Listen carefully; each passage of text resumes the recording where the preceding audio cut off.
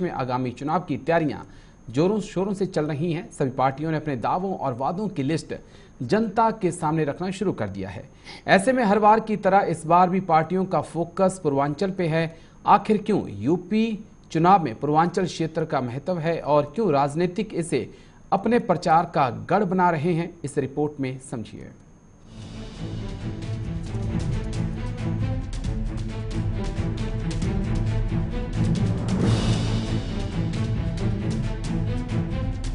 उत्तर प्रदेश में पूर्वांचल की जंग फतह करने के बाद ही कोई पार्टी मुख्यमंत्री की कुर्सी तक पहुंच सकती है, क्योंकि सूबे की 33% सीटें इसी इलाके से आती हैं। हालांकि आंकड़े गवाह हैं कि इस इलाके के मतदाता लगातार एक पार्टी का साथ नहीं देते।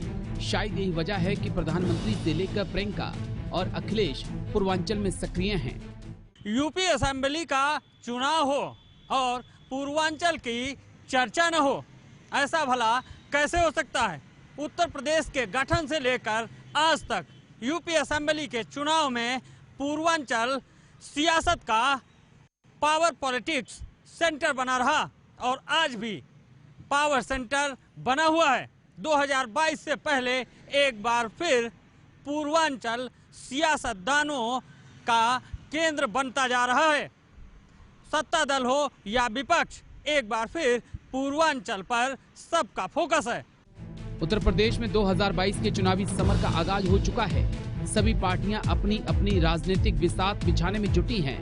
सत्ता पक्ष हो या विपक्ष, जिसको जहां फायदा दिखाई दे रहा है वो वहां ठौर तलाश रहा है। बात करें बीजेपी की, तो बीजेपी ने भी 2017 के बाद 2019 में पूर्वांचल से बाजी मारी।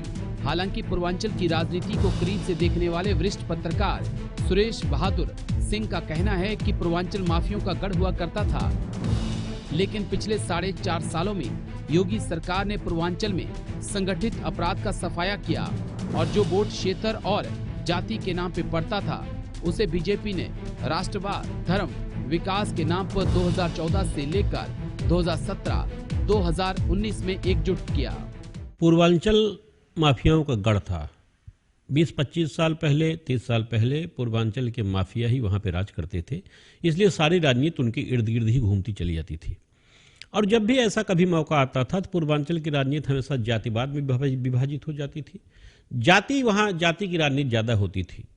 लेकिन कुछ सालों के बाद जब आपने देखा होगा, 2014 का चुनाव देखा होगा, फिर 2017 देखा आपने, फिर 2000 लोकसभा आपने देखा, उन चुनावों के बाद जिस तरह से भाजपा ने एक अपना तंत्र विकसित किया या पूर्वांचल के लोगों में एक ऐसी चेतना जागृत की कि वहाँ कम से कम मैं समझता हूँ कि जातिवाद का जो समीकरण था, जात बीज का जो हर था, उसको समाप्त करने में भाजपा को पूरी तरह सफलता मिली।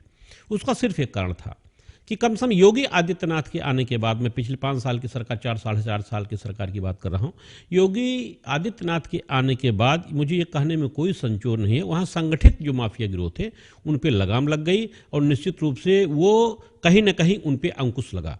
और जब अंकुश लगा तब पूर्वांचल की तरफ एक विकास की धारा बही, विकास की तरफ पूर्वांचल अग्रसर होने लगा। विपक्ष की घेराबंदी पर सुरेश बहादुर सिंह का मानना है कि विपक्ष में वोटों का बिखराव हमेशा सत्ता पक्ष के लिए मुफीद होता है। देखिए, जब विपक्षी मतों में अपना बिखराव होता है और जब विपक्षी दल एकजुट होकर के नहीं लड़ते तो इसका हमेशा लाभ सत्ता पक्ष को मिलता है। ये हमेशा से जान लीजिए, विपक्षी दलों को इसका फायदा नहीं होता है। यही कारण है कि आजकल जो पूर्वांचल जातिवाद की राजनीति से ग्रसित था, जाति के नाम पर, धर्म के नाम पर, संप्रदाय के नाम पर मतों का बंटवारा होता था, उन मतों को ही रोकने के लिए बीजेपी वहां सक्रिय हुई है। बीजेपी ने उन मतों को 2014 में रोका, बीजेपी ने उन मतों को 2017 में रोका और बीजेपी ने उन मतों को 2012 में 19 में भी रोका। अब 2022 में भी उन्हीं मतों को रोकने के प्रयास में है। हालांकि मुख्य विपक्षी पार्टी समाजवादी पार्टी का दावा है कि इस बार पूर्वांचल का वोटर अखिलेश यादव के साथ है और 2022 में पूर्वांचल के करीब 125 सीटें समाजवादी पार्टी की होंगी। और वो समझ रहे हैं कि उत्तर प्रदेश में जिस तरीके से योगी आदित्यनाथ जी ने पूर्वांचल के साथ अवहेलना की है, उनके साथ विकास के मामले में जो वो किया है, पूर्वांचल के लोग पूरी तरीके से समझ चुके हैं और जनता पूर्वांचल की एकजुट हो चुकी है और समाजवादी पार्टी को लाना चाहती है। अखिलेश यादव जी उत्तर प्रदेश के मुख्यमंत्री बनेंगे, जिसमें पूर्वांचल का विशेष योगदान रहेगा। में बीजेपी का दावा है कि प्रदेश में योगी और मोदी सरकार की योजनाओं के दम पर 2022 में पिछली बार से ज्यादा सीटें पार्टी जीतकर सत्ता में आएगी। भारतीय जनता पार्टी सबका साथ सबके विकास के मूल मंत्र के साथ आई है। हम उसी के आधार पे हर पूरे प्रदेश में कार्य कर रहे हैं। किसी के साथ भेदभाव नहीं किया जाता इस पार्टी में। लेकिन क्योंकि पिछली 2 सरकारें, चाहे सपा हो चाहे बसपा हो, उन्होंने वहाँ पूर्वांचल में वोट तो लिया, उन्होंने जनता ने उन्हें समर्थन तो दिया, परंतु उनके विकास के कार्य वहाँ नहीं किए गए।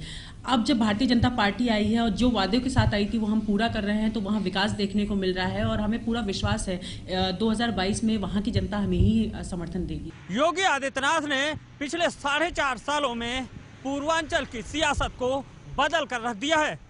माफिया, गुंडाराज और बाहुबल जिसके दम पर पूर्वांचल यूपी पॉलिटिक्स का पावर सेंटर बना हुआ था, उस संगठित अपराध गिरोह को खत्म करने में करीब 100% तक कामयाबी हासिल कर ली है। लेकिन फिर भी चुनौतियां कम नहीं हैं और यही वजह है कि बीजेपी फूंक कर कदम रख रही है और पूर्वांचल पर मुख्यमंत्री से लेकर प्रधानमंत्री तक का सीधा फोकस है। देखना यह होगा कि 2022 के चुनाव में क्या पूर्वांचल एक बार फिर यूपी पॉलिटिक्स का पावर सेंटर साबित होता है। लखनऊ से वीडियो जर्नलिस्ट जुबैर अहमद के साथ अनूप त्रिपाठी, JK24/7 न्यूज।